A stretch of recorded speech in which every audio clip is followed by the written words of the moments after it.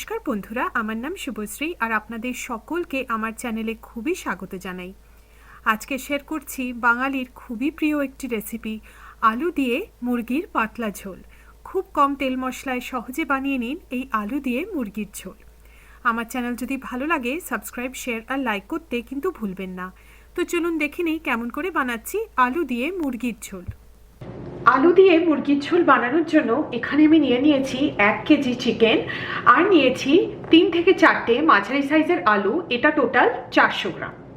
প্রথমে আমরা আলুগুলোকে ভেজে নেব। তার জন্য আমি দিয়ে দিচ্ছি 2 টেবিল চামচ সর্ষের তেল। আপনারা চাইলে সাদা তেলেও করতে পারেন, তবে সর্ষের তেলে করলে কিন্তু আমার মনে হয় স্বাদটা আরও বেশি হয়। তেলটাকে প্রথম ভালো করে গরম করে নেব। তেলটা গরম হয়ে গেছে, এর মধ্যে এবারে আলুগুলোকে সব দিয়ে দেবো। দিয়ে দিচ্ছি সামান্য একটু হলুদ গুঁড়ো আর দিচ্ছি সামান্য নুন। এবারে আলুগুলোকে আমরা ভালো করে 5-6 মিনিট ধরে ভেজে নেব। আলুগুলো ভাজা হয়ে গেছে, এবারে একটা পাত্রতে আমরা এই ভাজা আলুগুলোকে তুলে রাখবো। এবারে আমরা মুরগির ঝোল বানানো শুরু করব। তার জন্য আমি দিয়ে দিচ্ছি আরও 2 টেবিল চামচ সর্ষের তেল। তেলটাকে ভালো করে গরম করে নেব। তেলটা গরম হয়ে গেছে, এর মধ্যে দিয়ে দিচ্ছি কিছু গোটা গরম মশলা। নিয়েছি 2টো তেজপাতা, 1 ইঞ্চ দারচিনি, 6টা ছোট এলাচ, 1টা বড় এলাচ আর 6টা লবঙ্গ। গোটা গরম মশলাটাকে দিয়ে দিলাম।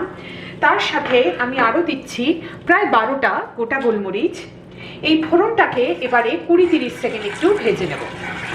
দিচ্ছি পেঁয়াজ। এখানে আমি 250 গ্রাম পেঁয়াজ, 2টো মাঝারি সাইজের পেঁয়াজকে লম্বা লম্বা করে কেটে নিয়েছি। পেঁয়াজটাকে দিয়ে দিলাম। এবারে পেঁয়াজটাকে আমরা ভালো করে লালচে করে ভেজে নেব। দিচ্ছি 2 টেবিল চামচ আদা রসুন বাটা। আদা রসুন বাটাটাকে আমরা 2-3 মিনিট মিডিয়াম লো আঁচে একটু ভেজে নেব। দিচ্ছি 2টো মাঝারি সাইজের টমেটো। এটা টোটাল 230 গ্রাম। টমেটোটাকে আমি ছোট কুচি করে কেটে নিয়েছি। তার সাথে আমি আরও দেবো কিছু শুকনো মশলা। 1/2 চা চামচ হলুদ গুঁড়ো, দিচ্ছি 1 চা চামচ লঙ্কা গুঁড়ো আর দিচ্ছি 1 চা চামচ ধনে গুঁড়ো। এর সাথে আরও দিচ্ছি নুন স্বাদ মতো। সব কিছু ভালো করে মিশিয়ে আমরা মশলাটাকে 5-6 মিনিট ধরে কষিয়ে নেব, যতক্ষণ না টমেটোগুলো সফট হয়ে যাচ্ছে আর মশলা থেকে তেল ছাড়ছে। মশলাটা ভালো করে কষানো হয়ে গেছে, মশলা থেকে এখন তেল ছাড়ছে। এর মধ্যে এবারে চিকেনটাকে আমরা পুরোটা দিয়ে দেবো। সবটা চিকেন এখানে দিয়ে দিন। এবারে মিডিয়াম হাই ফ্লেমে চিকেনটাকে মশলার সাথে 6-7 মিনিট ধরে ভালো করে কষিয়ে নেব। দিয়ে দিচ্ছি ভেজে রাখা আলুগুলোকে সব দিয়ে দিলাম। এবারে আলুগুলোকেও বাকি মশলার সাথে ভালো করে মিশিয়ে 2-3 মিনিট আমরা কষিয়ে নেব। আঁচটাকে মিডিয়াম রাখবেন। দিয়ে দিচ্ছি 3টে কাঁচা লঙ্কা। তার সাথে আমি এবারে দেব পর্যাপ্ত পরিমাণ জল। আপনারা যতটা গ্রেভি রাখতে চান সেই অনুপাতে জলটাকে দেবেন। এবারে আঁচটাকে একটু বাড়িয়ে আমরা জলটাকে প্রথম ফুটতে দেব।